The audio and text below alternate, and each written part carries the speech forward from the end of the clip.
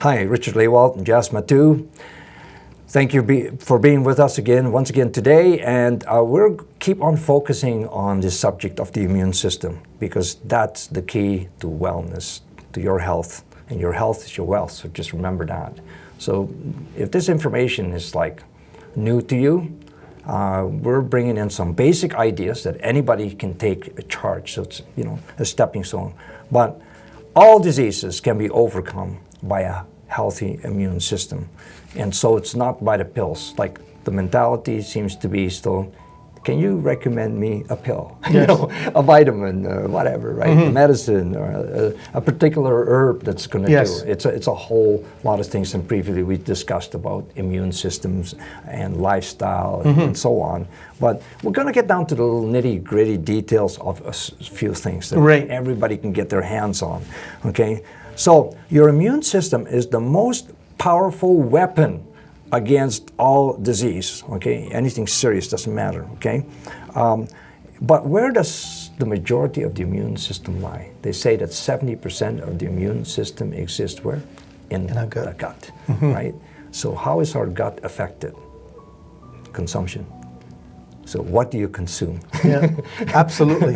The food that we consume is going to impact the gut, and that's of course going to impact the immune system. Yeah. So I think we need, our listeners and viewers probably need a few quick points of reminders. And these are reminders because I know a lot of this information but again, what we said earlier, it's just that reminder of what is it that we can do. So let's talk a little bit about those. All right. So the food you consume can consume you, bring you down. So it's either from an energetic perspective, which I most often look, it's energy, and if you build it up with good energy, then everything gets the good energy, and you come alive. Yes. Right. So living foods. Yes. Right. Life gives life, and death creates death. So if you're providing fresh things, they're full of enzymes, they're full of energy. It's going to energize you. If you're consuming always cooked, dead things, then it actually takes your energy to break down those foods to get the benefits out of it. Of those nutrients. So, and this is where you can get, particularly in the Western lifestyle, what do? People eat and eat and eat, spend more time eating every day. It's breakfast, snack, coffee breaks, whatever, lunch, another snack. Yes. They go home from work, maybe they have another snack, then they have dinner, and then before they go to bed, they maybe have another snack. Yes. So they eat, and that consumes just more energy. And if they're eating food, empty calories, and it's all processed, my goodness, they've just done them in for so much energy rather than giving themselves energy what food is supposed to do. So proper feeding is the way of stimulating the immune system and keeping the body really working. Okay, so does it take work? I think nowadays it does take more work. You have to be more selective. We've been programmed. Everything is fast and fat. Yes. And the results are there in society. Absolutely. Okay? Absolutely. So, I think one of the things when it comes to, the basic fundamentals is when it comes to food is, brightly colored, the rainbow diet, brightly colored fruits and vegetables. Many of these things are in your fridge. So if after this video, get up, open your fridge, have a look what you've got in there. Hopefully you've got a lot of brightly colored fruits and vegetables. I'm sure you've probably heard it, other than the toilet tissue papers going missing in superstores. The other ones are pasta. And whilst pasta is a great dish, I think where we should be really heading for is the produce, aisles. Let's grab, and preferably organic, clean vegetables and, the pastas and stuff. Let people take those. Let's focus on good quality, brightly colored fruits and vegetables. We're coming into the season of sort of berries and interesting fruits too, but getting those, and this isn't new. Those brightly colored foods are full of compounds known as flavonoids. Those flavonoids have what we know as an antioxidant action. Antioxidant basically is the vacuum cleaner sister of our immune system. So flood these foods, take them in their raw form, juice them, make soups, make broth. So get down to some basic sort of, vegetables and fruits, brightly colored fruits, I think are going to be key fundamental. And don't overcook them. Absolutely. And that's a killer. So absolutely. So our worst offenders that we can find if you have them in your cupboards and your fridges are all forms of sugar. Yes. Number one. And again, a teaspoon of sugar can lower your immune system for the next 8 hours. So the more sugar you consume, less, it's hard for you to fight disease. And I think with that being said, it's more sort of and you probably know this, the processed sugars, the white sugars. Let's not forget some great health benefits of things like Manuka. Yes, and Manuka honey and stuff like that. They can be antibacterial and everything. You put them on absolutely. So get to the store and pick up some Manuka honey or a good quality, even local honey. That's going to support your immune system too. But some of the other sugars, as we mentioned, in pop and candies and those types of things, those white processed sugars, we really want to avoid them because, as we said earlier in the video, they're going to suppress your immune system. So we definitely want to look at avoiding those. And again, with the whole thing that is processed, the life has been removed, the enzymes are removed, right? So generally, it's fresh is always the key. Absolutely. And rather than already pre-processed. Yes. Because there's really no life. So want to put your money in the right place, eat more fresh, and if you are mucousy and if you're consuming dairy products, it's a good thing to avoid the dairy because that will build more mucus in you. So you got the phlegm in your lungs, in your throat. Stay away from dairy, things like that. Very, very important. So, then a lot of people in a lot of the processed foods, what do we have? We have got corn and soy. Yes. And way too much consumption of corn and soy, which probably 90% of those two food groups are genetically modified, GMO modified, so there's a lot of warnings around it. People like using oils and fats, and watch your labels. Are these hydrogenated? Yep, absolutely. Very damaging to your cell membranes. Overall, brings in poor health. Again, alcohol-based stuff, factory farm animal products, right? I mean, just think they say that 70% of the antibiotics that are being manufactured go into the animal feeds. Cattle industry, So, the animals are sick, they keep them alive. I mean, they're steroids, force-fed, this, that, whatever. And then because the animals, it's not natural to their cycle of things. So they're going to get sick, so they feed them the antibiotics to keep them alive long enough to take them to the slaughterhouse, where they will also undergo a lot of stress as they're being put down. And we're eating these foods that become like toxic to us once again. So maybe we're in a disconnect from all these things, but these are just little reminders. And if you want to go to the true nature of this stuff, there's so much information that every individual can. So it's up to you. And I think if people still choose to eat animal products, I think making the right choices of eating free range, organic, grass-fed, animal products, I think is great. And they're looking at other sources of protein. The whole sort of legumes and beans there are very key fundamental ones. The other thing is also, I think it's really, really important, because if you go to your kitchen cupboards right now and open the cupboards, herbs and spices. I mean, it's a huge area, and we know that, we could talk about, I'm sure you've probably got ginger, you've probably got garlic, you've probably got onions, probably some cilantro, parsley, sage, thyme, turmeric, cayenne, fennel, ginger, cardamom, cinnamon. The list is endless. Absolutely. So one of the key fundamental things that I often talk about and often do a seminar on is our natural pharmacy in our kitchen cupboard. And we've got our own dispensary, we've got our own pharmacy sitting there, and these are foods. So as we're making some of these healthy foods and soups and broths and, putting some of these spices and herbs into there is going to be key. We know, and we don't, we could spend a lot of time talking about the benefits of ginger and garlic, but I think most of our listeners are well informed with regards to that. So again, these are the things that we want to be heading to our local stores and picking up some of these. There really is a lot of options and many mixes that people can have, right? It doesn't have to be one thing specific. But there's all the food groups, choose what's healthy and all that. And herbal products, whether I'm sure many of our listeners are aware of the benefits of things like echinacea, golden seal, astragalus, the beneficial medicinal mushrooms from chaga to reishi to shiitake. And again, really we're just trying to give you some basic, quick, guides. These are are great areas that we could spend a lot of time talking about, and perhaps one day, we will take that time to share that information with you. But these are just some of the things, and again, these are probably things that you've heard of and know of, and again, just human nature. We all sort of need a reminder. So in times like this, when there are challenges going on, we're sort of getting so much information bombarded, let's really look at these fundamental things that we're talking about good water, good probiotics, good, vegetables and fruits, herb spices that are in our kitchen cupboards that we can access relatively easy and relatively inexpensively.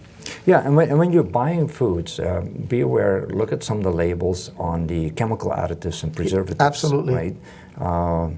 Because we know anything that's been supported, again, the whole farming issue on fruit, the vegetables and so on, there's more than 70 minerals and trace minerals than there used to be. And basically, when you look at a bag of fertilizer, there's only 3 things, NPK going in to force feed the plants, and then they go out of balance. And what do they use? Herbicides, pesticides, fungicides, and anything with the word ides in it means there's kind of could potentially be cancer-causing stuff, right? Heavy metals even, right? There's problems. Heavy metals can really interrupt our cells as well. Medications, how many medications is a person on? The average medication, maybe some necessary, but once you get maybe addicted or have a lifestyle around using a lot of medications, the average med has 65 side effects. And they compound. 65 times 65 times 65. And prolonged use of a medication generally leads to an intervention because of one of these side effects with another medication to mitigate this. So I say this, if you need to use certain medications for intervention, great, but do not use them as forever sort of thing, program, right? Because you're just going to get you into more and more of them, and it creates more medication. Absolutely. What about EMFs out there? Like, it's well known that EMFs now, there's many studies. Switzerland has just stopped the rollout of the 5G. Okay. And what happened when this whole coronavirus thing started, apparently, from what we have been shown, is that in Wuhan, they actually started rolling out their 5G network at the same time. So you got bad pollution, you have whatever else, all the 5G coming in, and trees are dying, bees are dying, and we are dying because of it. It's millimeter waveforms that are attacking us continuously with that. It's like being in a microwave. Okay. And again, when we just use some basic common sense and look at what you've just said there, we started by saying at the beginning, this is, the coronavirus is a form of a flu, something that we've seen before, something that we've dealt with before, something that we've probably, experienced and got well from the flu, and yet. Why is it having this impact globally? And when you look at things that are happening with global pollution and global soil deprivation, and then we're talking about things like electromagnetic frequencies and the impact of 5G, it really doesn't take a scientist to figure out that these things are all impacting our immune system and compromising that, so that when something like a virus that it acts like the flu comes along, it's now impacting us like this. So when we really look at that and think, actually that's basic sort of common sense, it makes, and we start thinking about that. It's not surprising that we have to start looking at what is it that we can do. Perhaps we can't completely manage the pollution or our soil, deprivations or the introduction of 5G. What is it that we can do? I noticed that you're wearing a very beautiful pendant out there. What is it that we can do to impact ourselves, balance our energy, balance our environment, so that even those things that are having this global impact aren't going to have the impact on us? Yeah, so the environment is everything around us. But the initial environment is within us. Right? So we build out from within us and then outside of that. So this is where I believe we begin, but it's all aspects, and we can make changes Yes. in every direction. Yes. It's all building blocks that we can Yeah. put in place, and there can be some help there. So yeah, I mean, many new things that have come upon us that many people are just simply ignorant without knowing, Yes. right, about these things, or they just kind of buy it's a new part Yeah. of the new lifestyle. So once again, sleep, Yes. inactivity, right? How many people are couch potatoes? Yes. Or will be, or are. So as yeah, people are staying and at home. it's just go for. You don't have to necessarily go for a run, go to the gym, because sometimes now that could be a bit of a problem with Yes. the crowds. But simple, good activity. Go for a good brisk walk. Yeah. Go where there's maybe Go some for stairs. a little bit of a brisk walk in your backyard. Exactly. You know. Climb some stairs. Yes. You've got some stairs. Go up and Yeah. down the stairs. Stair climbing, one of the best exercises Yes. you can do. Okay, activity, very, very important. Again, that helps you to de-stress as Yes. well. Think about that. So these are some of the things that can suppress your immune system. So be aware. I'm sure this is going to help you. And there might be more that you can add to the list. Yes. So we're going to quickly review for those how to build and set up your immune system, okay, which is your ultimate defense system. So we must come from a key of prevention. Bottom Yes. line, right? Don't wait until that you get hit with it. Yes. Yes, you maybe have to jump into it to all of a sudden Yes. realize, okay, that you've neglected this. So practice prevention at every level. Yes. Okay. So let number one, as it said, let food be your medicine and medicine be your food.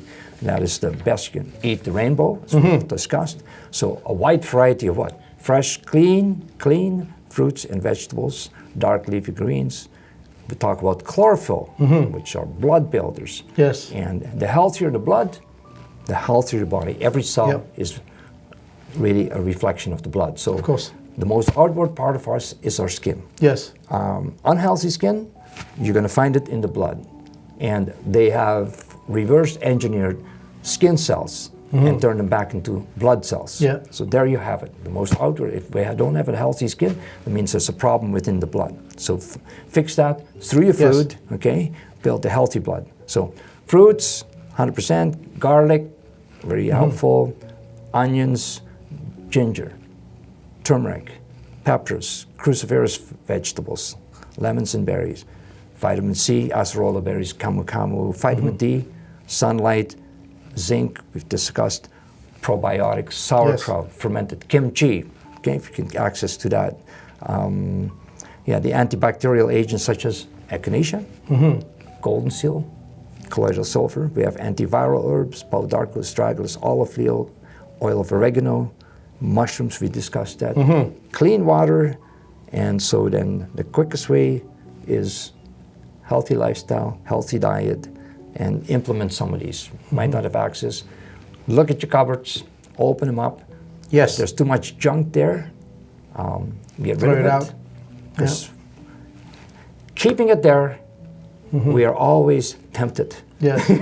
Just a little bit now. Yes. But a little bit becomes a little bit more, and then we are over consuming on it, and that can bring us down. I know many people have had severe health struggles, and they said, well, I just wanted a little bit of it, and then they consume the sugar, boom, they Yes. go down, and now they're behind another month, and they have to struggle for another month building themselves up.